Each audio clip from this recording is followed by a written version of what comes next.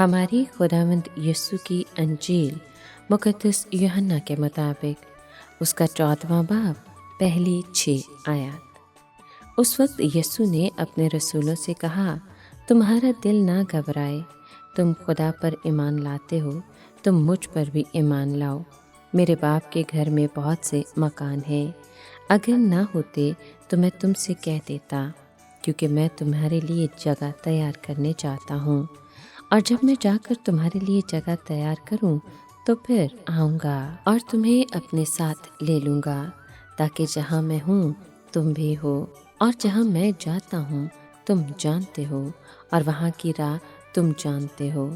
तोमा ने उससे कहा कि हम नहीं जानते कि तू कहाँ जाता है, तो हम वो राह क्यों कर जाने। यीशु ने उससे कहा, राह और हक और ज़िंदगी मैं हूँ, कोई मेरे वसीले के बगैर बाप के पास नहीं आता। पाक कलाम के पढ़े और सुने जाने पर खुदावंद की बरकत हो, खुदा का शुक्र हो। अजीज़ दोस्तों, आज के कलाम में हम बड़ी खूबसूरत आयत सुनते हैं कि राह और हक और ज़िंदगी मैं हूँ। ये आयत वाज़ेह करती है कि खुदावंद यीशु मसीह खुद आसमान की राह है। वो सिर्फ राह दिखाता ही नहीं, बल्कि वो खुद राह है। निजात एक शख्स में है, उस शख्स को अपना मान लो और तुम्हें निजात मिल जाएगी। खुदावंद यीशु बहुत सी राहों में से एक राह नहीं है, बल्कि वही वाहिद राह है।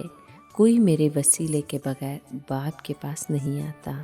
10 हुक्म खुदा के पास पहुंचने की राह नहीं, सुनहरी असूल, शरई ज़ाब्ते, कलीसिया की रुकनियत, गर्ज की कोई और चीज़ वो राह नहीं।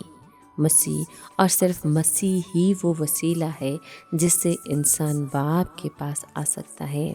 फिर खुदावंद हक यानी सच्चाई है। वो सिर्फ एक शख्स नहीं जो सच्चाई की तालीम देता है, बल्कि वो खुद हक है। वो मुजस्सम सच्चाई है। जिनके पास मसीह है उनके पास सच्चाई है, और ये सच्चाई किसी और जगह नहीं मिलती। मसीह यीशु ज़िंदगी है। वो रूहानी और अब्दी ज़िंदगी का मंबा है। जो उसे कबूल करता है उसके पास अब्दी ज़िंदगी है, क्योंकि वो ही ज़िंदगी है।